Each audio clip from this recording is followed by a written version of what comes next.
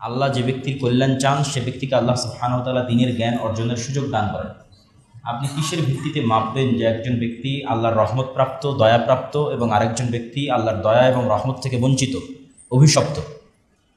আপনি কি কারো ধন সম্পদের মাপকাঠি দেখে, কারো সুখ এবং দুনিয়াবি যে ঐশ্বর্য আছে সেটি দেখে, ভোগ বিলাসিতা দেখে, যে আমার পার্শ্ববর্তী একজন সে খুব দামি গাড়িতে চড়ছে, দামি মোটরসাইকেল চালাচ্ছে, দামি ফোন ইউজ করতেছে, তার মানে তার উপর আল্লাহর দয়া আছে?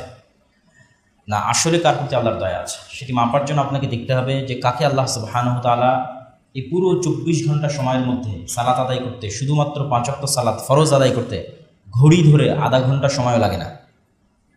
5 ওয়াক্ত সালাতের যদি শুধু ফরজ রাকাতগুলো আদায় করা হয় এবং টাইমার ওয়াচ যদি অন করে দিয়ে আদায় করা হয়, ধীর স্থিরভাবে আদায় করা হয়, তাহলে সারাদিনের সকল 5 ওয়াক্ত সালাত মিলিয়ে আধা ঘন্টা হবে না।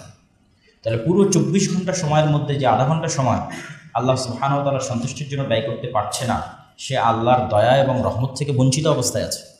আর আপনি সেটার সাথে সম্পৃক্ত আছেন, করতে পারছেন, মসজিদে আসতে পারছেন, মানে আপনার দয়া, আপনার উপর আল্লাহর দয়া আছে। তো সেই মাপকাঠি দিয়ে আমাদের চিন্তা করতে হবে। যেমন আজকে যদি আমরা ফিলিস্তিনের মানুষের কথা চিন্তা করি, যেটি আজকে আমাদের আলোচ্য বিষয়বস্তু, তাহলে বাহ্যিক দৃষ্টিকোণ থেকে দেখলে মনে হবে তারা পৃথিবীর সবচেয়ে হতভাগা, সবচেয়ে ব্যর্থ, সবচেয়ে অসহায়। আর আমরা অথবা আমাদের মতো আর যারা উন্নত পৃথিবীতে বসবাস করছে, ডেভেলপিং অথবা ডেভেলপড কান্ট্রিতে বসবাস করছে, তারা হয়তো খুব ভালো, খুব সুখে, খুব স্বাচ্ছন্দ্যের সাথে আছে।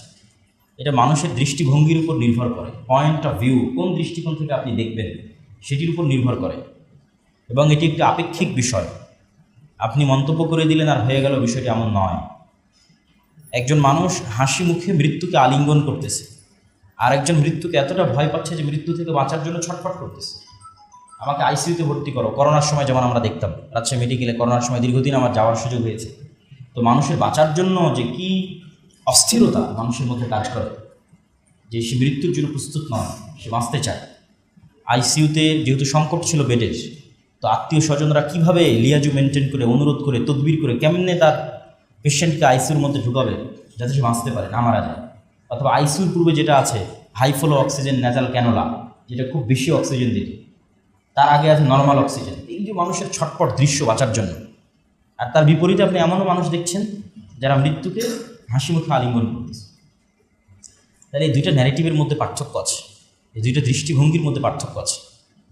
এই দৃষ্টিভঙ্গিটা মানুষের ঈমান, মানুষের চিন্তা, মানুষের চেতনা, মানুষের বিশ্বাসের উপর ভিত্তি করে নির্ধারিত হয়।